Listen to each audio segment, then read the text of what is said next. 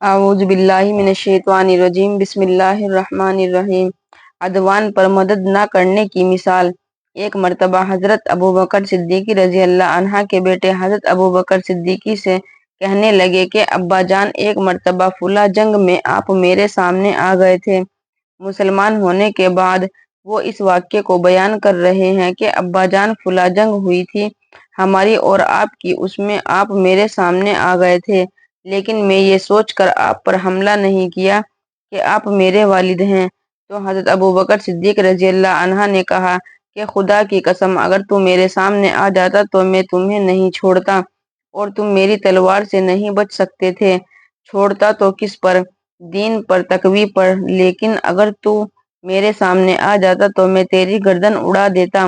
وہ بیٹا تھا کیونکہ وہ اس وقت مسلمان نہیں ہوا تھا، اور چونکہ جنگ مسلمان اور کافروں کی ہوئی تھی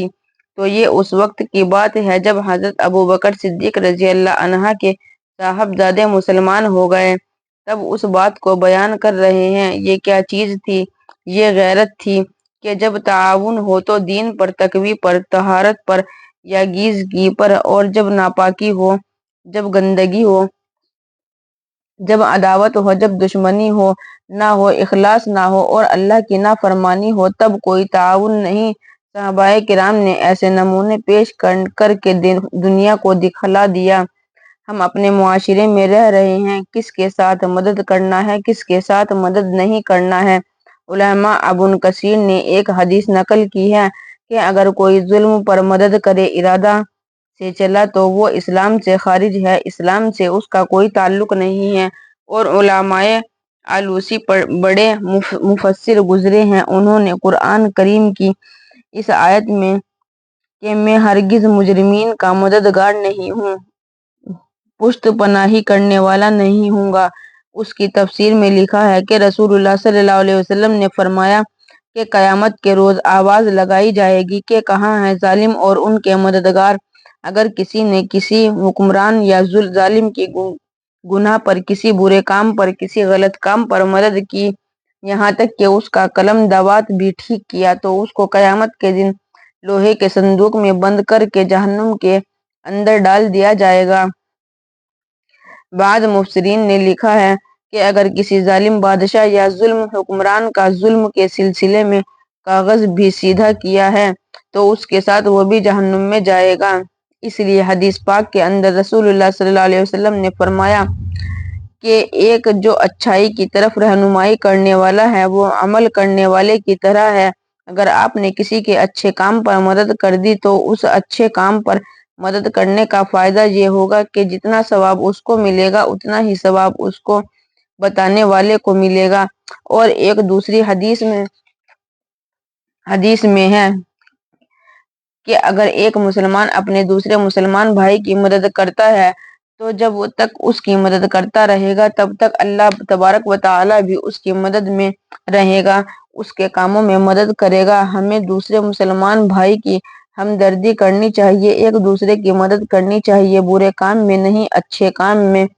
اس کا بوجھ اٹھانا ہے، اس میں مدد کرنی ہے۔ اگر اس پر ظلم ہو رہا ہے تو اس کا ظلم دور کیا جائے، اس پر کسی قسم کا تعاون و تشنیع ہو رہا ہے اس کو دور کیا جائے، اس پر کسی قسم کی پھٹکار پڑی ہے تو اس کو دور کیا جائے، اس پر کسی قسم کا دھبا لگ رہا ہے تو اس کو دور کیا جائے، اور اگر غلط کام ہے تو اس پر مدد نہ کی جائے۔ اگر کوئی چوری میں آپ سے مدد طلب کرے تو ہرگز مدد نہ کیجیے، ڈکیتی زنا میں مدد مانگے تو نہیں، بدکاری میں مدد مانگے تو نہیں، کسی بھی غلط کام میں مدد مانگے تو نہیں۔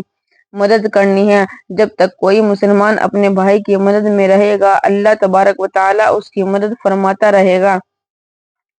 اس سلسلے میں خود رسول پاک صلی اللہ علیہ وسلم فرماتے ہیں اگر کوئی آدمی کوئی اچھا کام کرتا ہے اور وہ اچھا کام شروع ہو جاتا ہے اور دوسرے لوگ اس پر عمل کرتے ہیں تو جتنا ثواب ان کو ملتا ہے اتنا ہی اس اچھے کام کو جاری کرنے والے کو ملے گا، اور اس کے ثواب میں اور ان کے ثواب میں کوئی کمی نہیں ہوگی۔ اگر کسی نے کوئی برا کام کیا، برا کام رائج کیا اور برے کام پر دوسرے کی مدد کی، دوسرے کا ساتھ دیا، پھر ان لوگوں کو جو عذاب ملے گا وہی عذاب اس کے مدد کرنے والے کو ملے گا۔ اور اس میں کسی قسم کی کوئی کمی نہیں ہوگی۔ پھر رسول پاک صلی اللہ علیہ وسلم نے آگے ارشاد فرمایا، میرے بعد ایسے حکمران اور ایسے حاکم، ایسے چودھری، ایسے حکومت کرنے والے لوگ آئیں گے جو ظلم کرنے والے ہوں گے، گناہ کرنے والے ہوں گے، جو ان کے پاس جائے گا اور جو ان کی جھوٹی بات کی تائید کرے گا، ان کی مدد کرے گا اور ان کا ساتھ دے گا۔ حضور صلی اللہ علیہ وسلم نے فرمایا کہ وہ ہم میں سے نہیں ہے اور میرا اس سے کوئی تعلق نہیں، اور کل قیامت کے دن حوض کوثر پر مجھ سے ملاقات نہیں کرے گا، اور جو شخص ایسے حکمرانوں کی، ایسے ظالم لوگوں کی مدد نہیں کرے گا اور نہ ان کے پاس جائے گا اور نہ ان کی جھوٹی بات کی تصدیق کرے گا، تو وہ مجھ سے ہے اور میرا اس سے تعلق ہے، اور وہ کل حوض کوثر پر مجھ سے ملاقات کرے گا۔